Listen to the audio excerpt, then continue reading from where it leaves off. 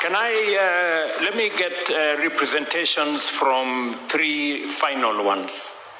A member of the civil society, what suggestion do you have for us in terms of taking this process forward? Do we set up a multi-sectoral committee?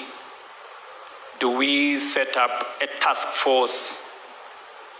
Do we do it in law, or how do we do it? Can I have somebody from civil society to give us a suggestion? Daisy?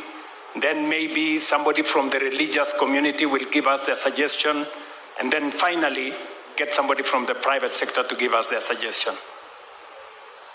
Thank you, Your Excellency. I want to agree with those who have said that it needs to be anchored in law. For sure, the vision has to exist beyond any political formation, any political leader. And so we are happy to hear the majority leader say that Parliament will make the necessary legislation. But in terms of participation, I think having an initial multi-sectoral forum would do well, so that you are able to involve as many different sectors, because the gentleman here has asked me to insist and say that even minority communities must be included.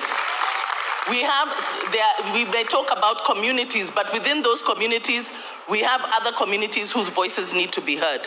And so I think that to structure it, we do need to have a multi-sectoral engagement with the different players. Even when you talk about civil society, it is very wide. We have women's rights organizations, human rights defenders, and a host of them all. And so moving forward, I hope that we can have a framework that guarantees that every voice, at least representatives from the different voices, will be heard. Thank you. Thank you very much. Somebody from faith-based to give us suggestion on how they think this should go forward.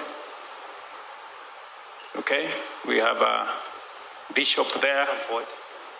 Maybe you can let us know your name. My name is Kanga from the National Council of Churches of Kenya. And we have nothing to add or nothing to subtract. But as Nate has said, we have an all-round task force to put everything together, and then we put in action. Simple. The vision is there. The vision is documented. The vision is sold to people. The people have to buy it. We give it time, and then be accomplished before 2030 as we move on. It will be illogical to know that we have today and you don't think about tomorrow. You have tomorrow, you don't think about a day after tomorrow. If you do that, that's illogical. We have the vision, have an all-round task force to do the needful, collect information, sell it to the people, come back again, and then get running. Thank you. Thank you very much. Somebody from the private sector? Yes. Thank you very much, Your Excellency. I'm Dr. Ruto Eric, the President of the Kenya National Chambers of Commerce and Industry. We are very happy with this vision because, Your Excellency, if you look at Vision 2030, on the political wing, I think we scored 100%, if not beyond. In terms of the social aspects, we most likely scored 80%.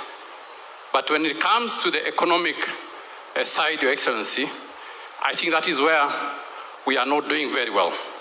That for us in the private sector, when you tell us that we want to go to Singapore, I was seated there and I was thinking, I should be very proud as a Singaporean that Kenya today is at standstill and we want to go to Singapore.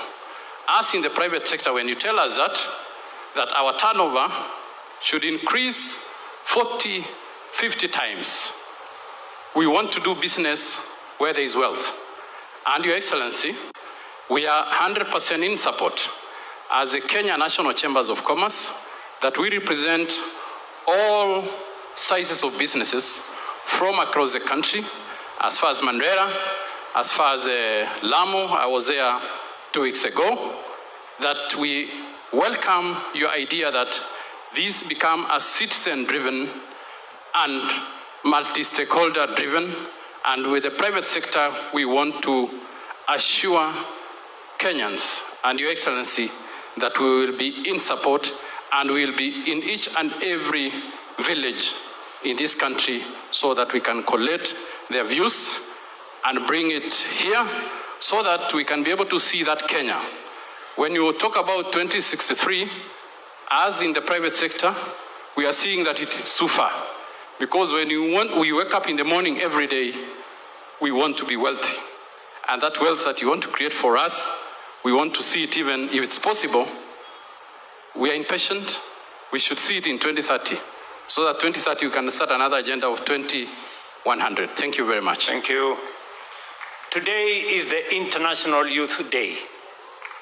And we have huge representation of young people in our midst. Can I get one young person to come to the stage? And there is a lady already there. Yeah? Allow the lady in maroon to give us an idea as to how do we take this forward in your context. Apart from hackathon, how else do you want us to take this forward? Na kabla hujasema, utatueleza bag ni ya nini?